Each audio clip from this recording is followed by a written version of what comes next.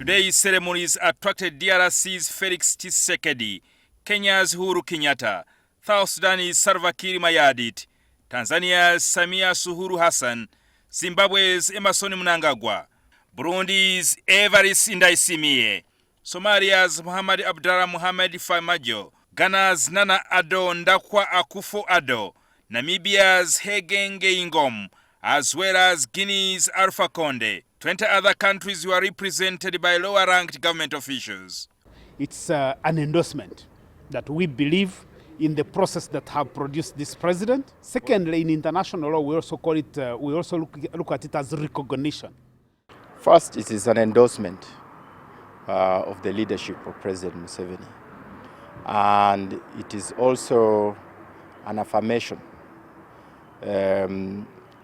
on his leadership credentials. 4 of the 5 East African community heads of state attended the ceremony, with only Rwanda's Paul Kagame missing out on this occasion.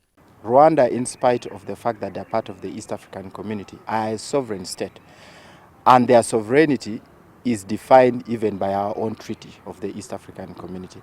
How they run their internal affairs, how they prioritize as to who comes for whichever occasion, is a matter for Rwanda to determine. In a real sense, these are tensions between Museveni and Kagame.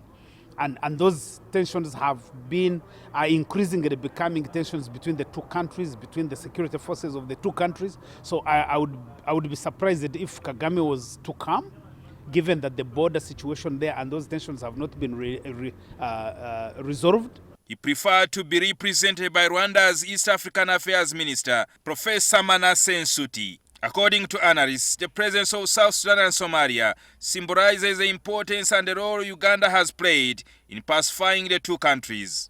I would be surprised if the president of Somalia is not here, given the fact that Uganda has invested heavily in establishing security and stability in Somalia by deploying our forces, who I think have been there for now more than 10 years.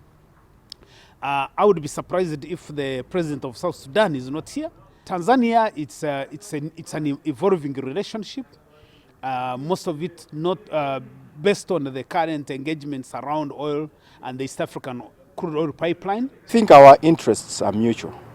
As Africans, our interests are mutual, and as you heard from President Museveni's speech today, which I thought is a very powerful speech, he said that we need to build a center of gravity for Africa, because our interests as Africans can only be guaranteed by Africans ourselves. However, others see it as an achievement that President Yoweri Museveni was able to take advantage of his Pan-Africanist approach to attract such African leaders to such a ceremony. And I think that is the most compelling part of this, of the symbolism of the presence of so many of these African leaders. President Museveni projects himself as a Pan-Africanist. So if he has more African presidents coming in here, I think it's good for him, for his narrative.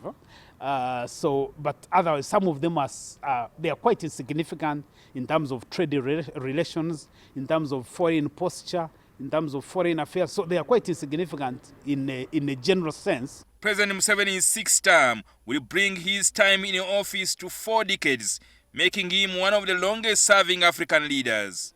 So I'm curious that is a president of Ghana who is leading one of Africa's emerging democracies would actually provide endorsement to an election of a nature that was held in Uganda. So I would still be interested to understand what is Nana's interest in Uganda.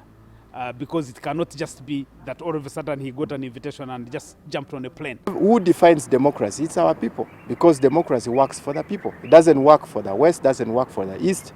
It's neither pro-East or pro-West, it's pro-people. That's what the president also made emphasis on today.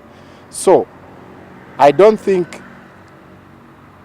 the presence of the Ghanaian president here or the others has anything to do with how we define democracy. The ceremony was also attended by representatives from Western and Asian powers who are key players in Uganda's geopolitics. Russia must show its presence, because its being here is not mainly to say, we are happy to be in Uganda, but I think they are basically making, they are making a statement, especially to the Americans that we're in Uganda. I think China would be making the same statement, but also for China, it's more about the trade interest, the Belt and Road Initiative, which is a major program. Jjingo Francis, NTV.